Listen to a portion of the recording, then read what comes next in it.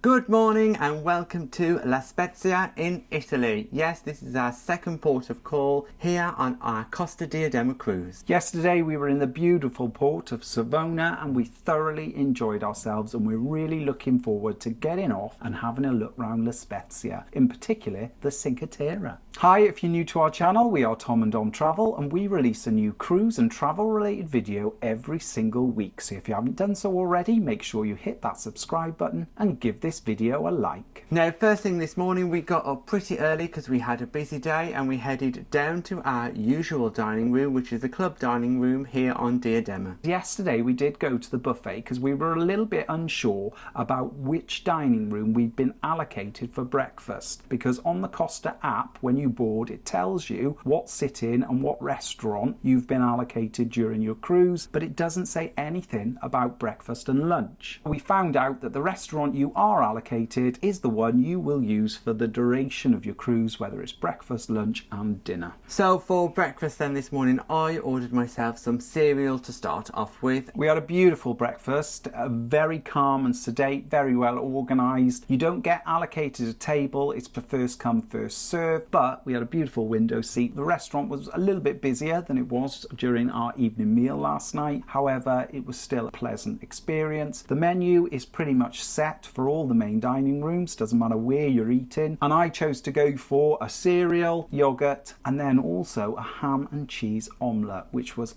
delicious. Really well made, and unlike many of the other omelettes that I've had on board cruises, it was huge. Then for my second course, I decided to go for pancakes. Now, I had pancakes with banana and again they were absolutely delicious. In addition to our breakfast, we also had some fresh orange juice, much better than what we found in the buffet on the previous morning, and also a couple of cappuccinos. Although for Brits, these cappuccinos are smaller than we would be used to at home, but I think they're the perfect size for the Italian clientele on board. The coffees are included in our My Drinks package. Now, they do have standard filtered coffee, but obviously we wanted to treat ourselves. Straight after breakfast, we headed back to the cabin, grabbed our bags and then headed off the ship. Now, getting off the ship was super easy. We disembarked within about 5 minutes. Outside of the ship then, there were 3 shuttle buses waiting for us to take us outside of the port. The port here, you cannot walk yourself. You need to catch one of these 3 shuttle buses. But when we got outside the ship, there were 2 buses waiting, so there was no queues whatsoever. And before we knew it, we'd arrived at the terminal entrance. Fortunately, the terminal is located just off the main shopping street, so it wasn't too far. At the cruise port terminal, there were lots of taxis, lots of buses. What we planned to do today is we pre-booked a Cinque Terre ticket. It cost us €18. We booked it online a couple of weeks prior to our cruise, and this gives us unlimited travel between all of those 5 Cinque Terre towns and villages. To get to the Cinque Terre, though, you need to take the train. Well, in our case, we decided to take the train. There is also tours offered from the cruise ship itself, from Costa, but we chose to do it by ourselves. We walked all the way through La Spezia. Perhaps we got lost 1 or 2 times along the way, but all in all it took us about half an hour to walk to the train station. Not very far at all. There are other transport options at the cruise terminal. There were taxis and buses that were all offering sort of trips to the main central train station, but we saved ourselves some money by walking, and we did experience some spectacular views and some traditional Italian architecture. Once we arrived at the train station, as we said, we had pre-booked our ticket, so there was no need to do any of that messing around with buying a ticket or validating the ticket. But it is important that we tell you about it anyway. You must buy yourself a ticket before you board the train, and more importantly, you need to validate that ticket before getting on the train itself. You could avoid all that by buying your tickets in advance online. The online ticket that we bought didn't need to be validated, as it had a specific time and date in which we could use it printed on the ticket itself, so no need to validate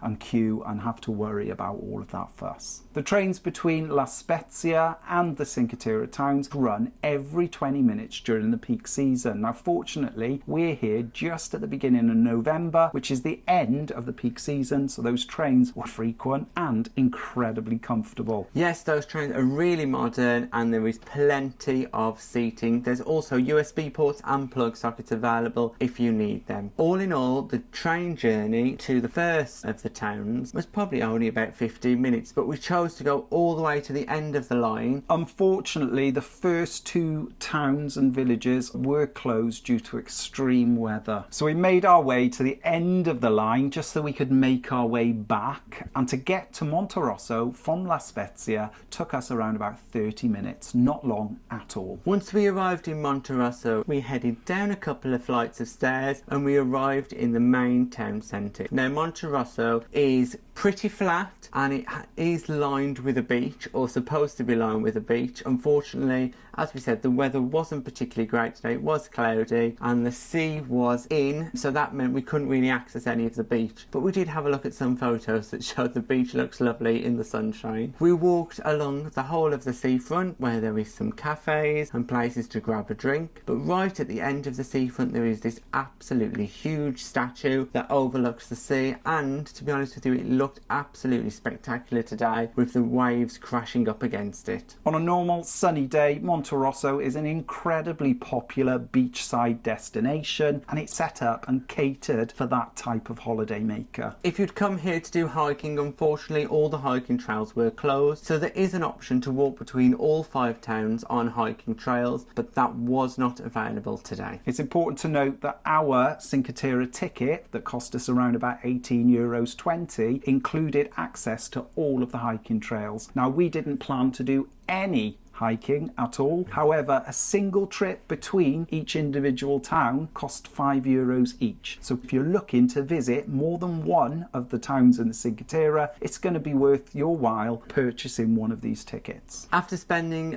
around half an hour there in the first town, Monterosso, we got back on the train for about 5 minutes and entered the second of the towns, Vernazza. Now, this was truly a spectacular little town. Beautiful, narrow little streets, shops and cafes all lining the main sort of walkway down towards the harbour. Absolutely beautiful. It was spectacular. This is the place where you can get lots of souvenirs. There's limoncello shops, there's small cafes selling pizza and coffees. There's some really, really nice boutique-y type shops here. It does feel much more of that typical Italian town. As you walk through the main town, you get to the harbour, and it was picturesque, beautiful. It was a little bit windy and the waves were sort of crashing over the harbour wall, but it was still very, very beautiful. They had predicted rain, but it was overcast, but fortunately we didn't have any rain. Right at the front is restaurant Luca, so we know this area of Italy is where Luca the Disney film is based, so if you are a Disney fan, maybe this is worth a visit. We decided to sit down and experience some authentic Italian food and beverages. We ordered ourselves a pizza and some traditional Italian wine, which were both spectacular. We only went for the margherita pizza because we wanted to keep it simple. I don't know what they do here in Italy, but they do pizzas better than anywhere else. We sat down for lunch with Sisters on the Seas who had accompanied us on this trip, and they also ordered pizza and shared with us that bottle of wine. So we decided to have pizza because on board Costa Diadema there's no free pizza. It's one of our little gripes. If you've previously watched our Prezioso vlog series, MSC is another Italian line, and there was just so many different varieties and types of pizza available all day. However, here on Costa Diadema you actually have to pay for it. It's one of the things that is slightly disappointing sailing on an Italian line. After our spectacular lunch there in the second of the towns in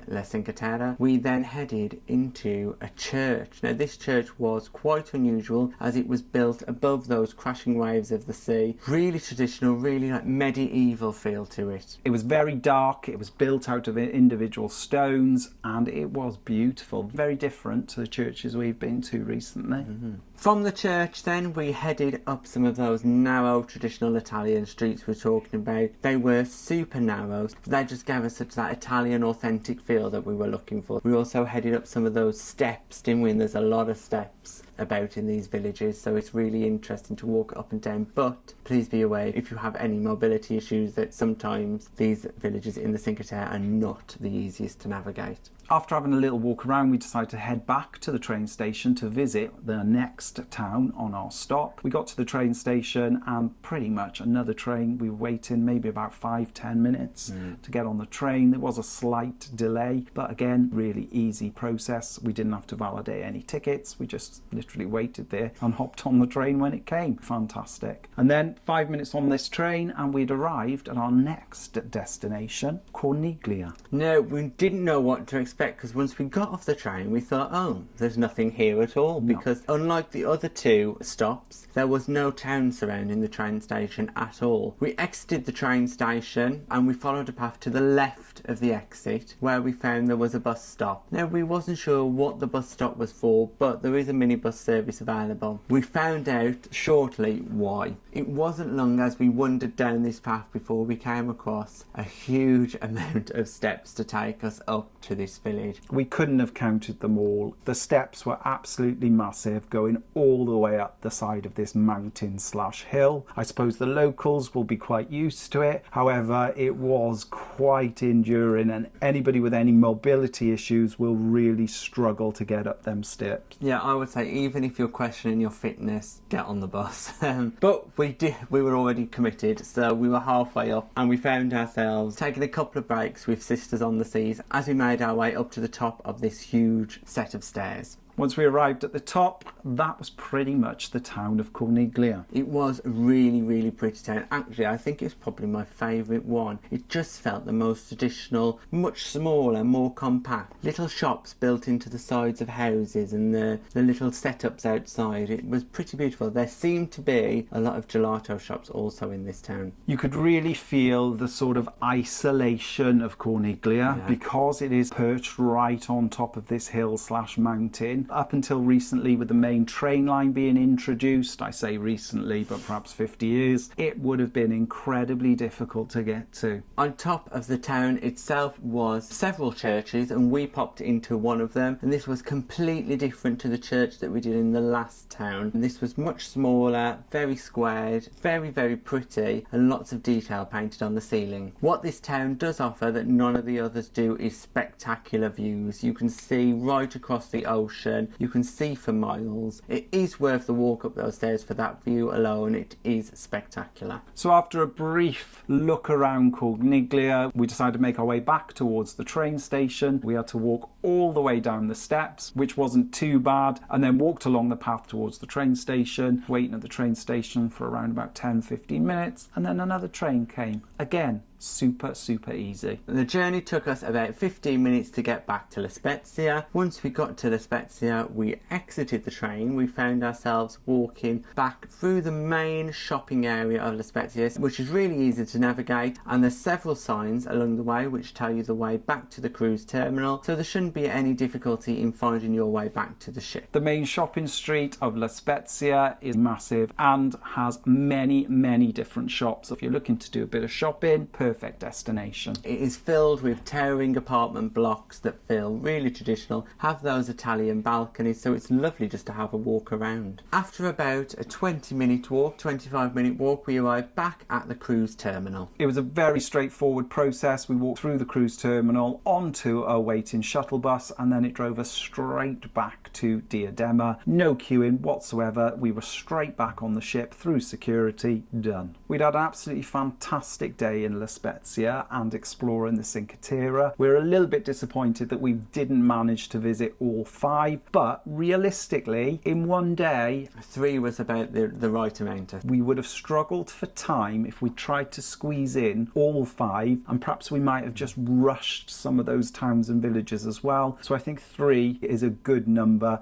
and it just gives us a reason to come back next time. Once we were back on the ship, we headed straight up to our room where we got ourselves ready for dinner. Because it is the end of October, that does mean that it was already getting dark. After spending some time in the room, we headed down to our Club Diadema restaurant where it was time for dinner. Again, we've got an early sit-in, so we're allowed to arrive between 6:30 and 7. There is a little bit of leeway in terms of what time you arrive, but not much at all. During your cruise, you will be allocated a main dining room and a table for either an early or late sit-in, and this will be yours for the duration of your your cruise for your evening meal. So when you do arrive at your restaurant, you don't have to check in. You can just walk straight in and sit down. It does make things really easy. So it's none of that queuing to get in. Nobody needs a buzzer and come back and wait for later. It is very easy. So for dinner tonight, I started off with the minestrone soup once again. I am a little bit limited on choices for the starter, but I don't mind because, as I've said before, the minestrone soup is very tasty. I opted to go for the Sardinian cheese salad and it was beautiful. Can I tell you exactly what it consisted of? Absolutely no idea. It was cold. I think it was little bits of pasta, but it was beautiful. I thoroughly enjoyed it. Very, very refreshing, and the cheese was delicious. And then for the first course, I went for the green handkerchief with meat pasta. When it arrived, I was not sure at all because it was green pasta in basically a brown sauce. The meat was beef. Yeah, it was a beef ragu, wasn't it? But on the menu, it just said meat, so when it says meat, you always are a little bit dubious. For my first course, I went for the spinach and ricotta cannelloni, and once again, the pasta dish did not disappoint. Loads of cheese, loads of filling in the cannelloni, beautiful. Then on to my main, and I decided to go for the chicken in devil sauce. Now, I was a little bit apprehensive because every time I've seen anything in devil sauce, it tends to be like spicy, like deviled eggs. However, when this arrived, it was just chicken in gravy with a few wedges, and it was really tasty. My only criticism with my chicken was it did come on the bone, and I'm not a fan of chicken on the bone. And I went for the rib of beef. It was an absolutely huge slice of beef. It was really tender, cooked just how I like it, with some little bits of potato. It was very, very good. And then for dessert, I had what they called the caramel. Layers of chocolate and caramel in a little bowl. It was very, very good once again. As I've said before, the desserts here on Costa have been spectacular. And for my dessert, I went for the mango parfait, and it was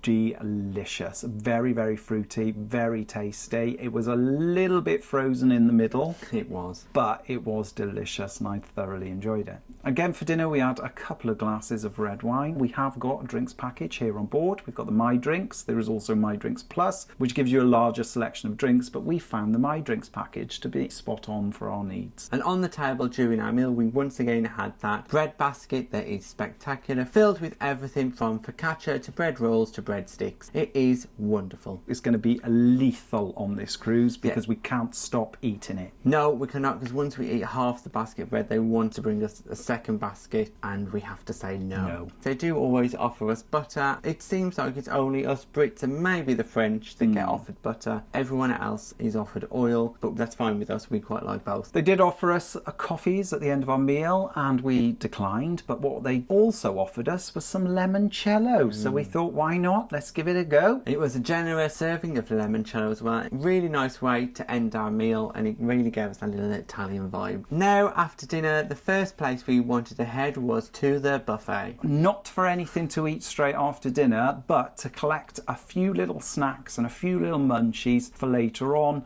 because the buffet and late night snacks, you are very limited in what's available. They have a paid for section where you can get burgers, fries, focaccias, but these are excluded from your cruise fare and you're charged for them. Very convenient though, because it's open from 8 p.m. all the way until 6 a.m. So if you do want something, you can get it, but there is an additional charge for it. Now, on the way to the buffet, we did pass through the atrium, where once again there was such a party atmosphere. The music was loud, the dancing was going on. It was incredible. What we're finding here on Costa Diadema is there is just such a great party atmosphere going throughout the ship, through all of those different venues. There is always something going on. It's been incredible, really. By now, the weather had taken a little bit of a bad turn. It was pouring down with rain, there was thunder, there was lightning, the ship was rocking from left to right. Nothing too major, but you could definitely feel it. So while we were in the cabin, we did take the opportunity to stand on the balcony and just see if we could catch any of those lightning strikes, because it's one of my bucket list things. I've never been in a thunderstorm on a cruise ship. I've always wanted to experience that. You may think I'm crazy, you may think I'm mad, but it's just something I'd like to see. So while we're having dinner we could see lightning strikes in the distance, but when we actually got up onto the balcony, we didn't really manage to catch anything, which was a bit disappointing for you. Just gonna have to go on another cruise now. Oh dear.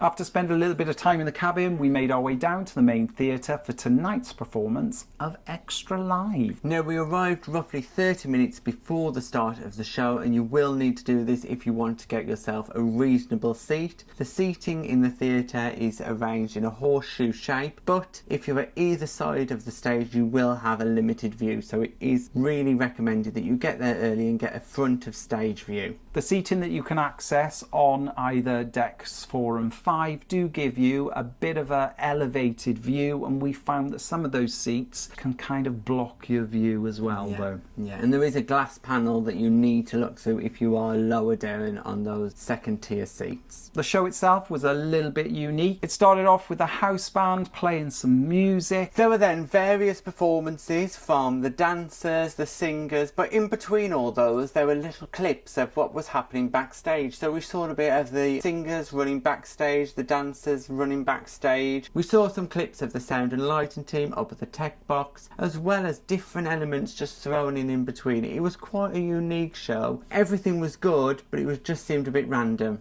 The Diadema cast performed absolutely incredibly. We're thoroughly enjoying the theatre performances on board. We've got to say, we were a little bit apprehensive considering our MSC experiences, but here on board Costa, it's been really, really good. And what I can say is the stage itself is huge, and the way that the stage is being used by the team is fantastic. The stage lifts up and comes down, the scenes moving in and out. It is really, really high-tech stuff. Fantastic. And what we haven't seen on any other ship is a film crew that films as much as they do on here. So the shows are then shown on screens and also then available in your cabin afterwards. There's so much opportunity to be able to see the show. After a really great show that we both thoroughly enjoyed, we headed to the other end of the ship, to the Teodora Lounge on deck 5. Now this is like a club lounge, and when we got there, the house band were playing some live music, so we grabbed a seat for 4, eagerly in anticipation for The Voice of the Sea. A little bit different than our island princess, Voice of the Ocean. So we had various contestants put their name forward for a karaoke type performance. This was classed as the audition for Voice of the Sea, and then we had a panel of 3 judges who made the decision who was going through to the grand final, which will be on stage in a few days' time.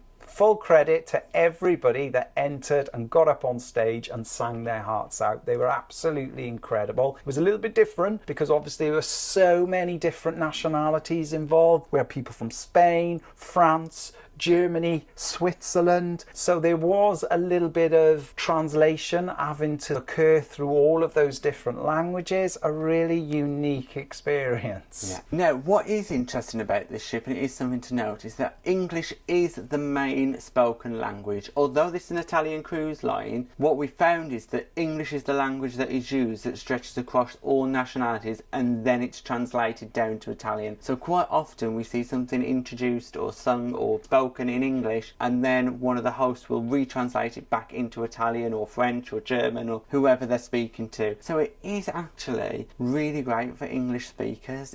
We haven't come across any issues at all. Even when passing housekeeping team in the corridors, they'll always say good morning, good afternoon. English is their first choice. So if you're a little bit apprehensive about trying Costa because of the language barrier, don't be. And even if there are a few little issues, there's always your English host that you'll be able to go to if you need any help. After Voice of the Ocean then, it was time for bed, and the reason being was tomorrow we've got a very, very long day. Yeah, we're really looking forward to it. We're going to get up super early, we're going to have breakfast, and then we're going to hit the train because we're going into Rome. So it's about an hour from Civitavecchia.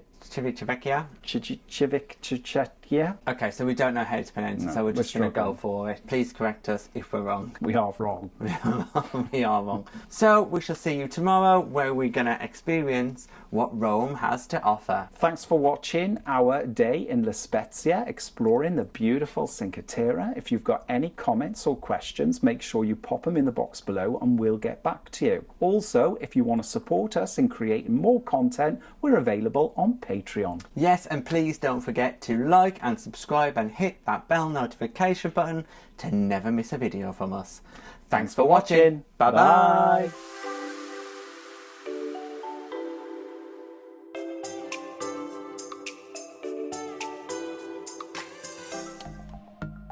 Thanks for watching. We've got lots more content available on our YouTube channel, so press that subscribe button. If you're interested in receiving daily updates, we're available on most social media platforms. Just search for Tom and Dom Travel.